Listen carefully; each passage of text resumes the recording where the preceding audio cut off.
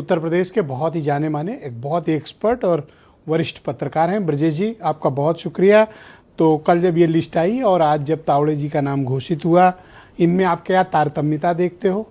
दूसरा, जिस गैप का जिक्र मैं कर रहा था जो 2024 में जातियों का बड़ा मूवमेंट बीजेपी के बाहर हुआ, क्या ये सूची उसको रोकने में कामयाब होगी? और क्या बीजेपी ने वाकई ठोस प्रयास किए हैं कि जो गैप रह गया है 24 में या जो कमियां खामियां रहीं उनको 27 में दूर किया जाए?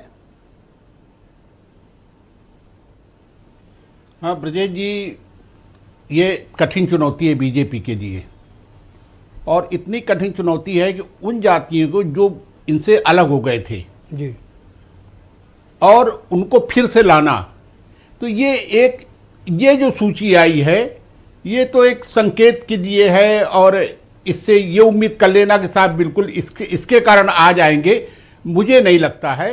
ये तो एक संकेत है जो इनका नेतृत्व इस ढंग से करता है, विशेष रूप से अमित शाह इस मामले में महारत उनको हासिल है कि सांकेतिक राजनीति करना। लेकिन इससे पूरी तरह सफल होंगे मैं नहीं कह सकता, लेकिन इसके दो चरण हैं। एक ये जो ये सूची आई है, और एक वो जो आने वाले विधानसभा चुनाव के लिए प्रत्याशी, असली लड़ाई वहाँ पर उसके लिए इन्होंने रखी है, उसके लिए काम करने का प्रयास कर रहे हैं। उसके लिए ये वो करेंगे प्रत्याशी चयन कि कहाँ जो समीकरण टूट गए थे इनके, विशेष रूप से लोकसभा चुनाव में।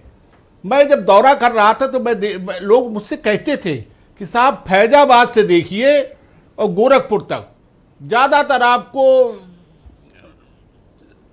ऐसे लोग मिलेंगे जो जिनसे लोग उबे हुए हैं और जाति समीकरण में फिट नहीं बैठते हैं। उबे हुए भी हैं, जाति समीकरण में फिट नहीं बैठते, और उसका परिणाम दिखा। अब देखना होगा कि जो टिकट वितरण होगा उसमें कितने ये सफल होते हैं, क्योंकि टिकट वितरण के लिए सारे जाति समीकरण जो हैं उसी के अनुसार होगा।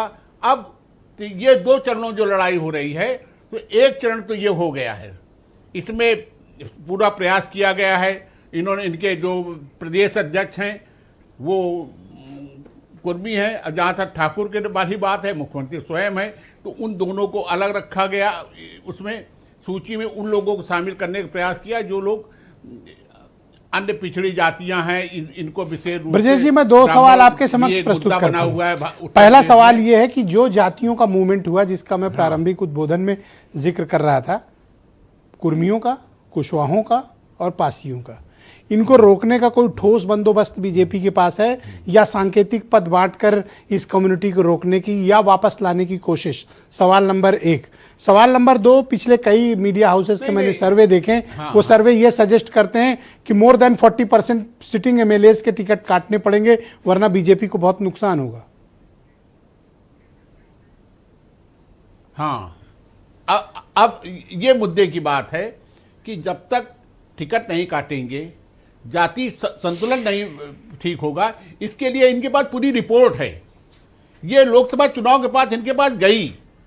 आप समझ लीजिए कि आप लखनऊ को देख लीजिए। लखनऊ का जो इनका संगठन था लोकसभा चुनाव के पहले बनाया था, वो सिर्फ एक जाति। प्रधानमंत्री के निर्वाचन क्षेत्र में भी इस बात की शिकायतें कि साहब एक कुर्मियों का बिल्कुल उपेक्षित हो गए, उनको महत्वपूर्ण पदों में नहीं रखा गया।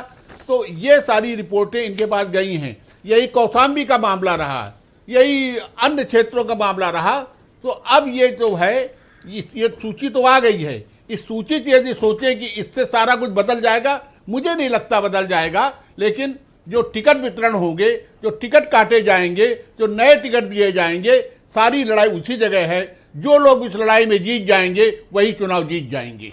क्या ये जो सूची नितिन नवीन की आई, इसमें आप ऐसा मानते हो कि उन इश्यूज को एड्रेस करने की बीजेपी ने कोशिश की? और तावड़े जी की जो भूमिका है, क्या उत्तर प्रदेश जो बहुत ही वोल्टाइल, बहुत ही हाई प्रोफाइल, ताकतवर नेताओं का जो दिल्ली तक को चुनौती देने की क्षमता रखते हैं, तावड़े जी उनको कैसे हैंडल कर पाएंगे? नहीं, तावड़े जी हैंडल कर लेंगे। तावड़े जी के मैं बताऊं आपको, तावड़े तुरुप का पत्ता फेंका है बीजेपी ने यहाँ पर। अच्छा, तावड़े वो हैं जो महाराष्ट्र चुनाव में लगाए गए थे, वहां पर चुनाव जीत के आ गए। जो हरियाणा के प्रभारी थे वो भी ताबड़े थे।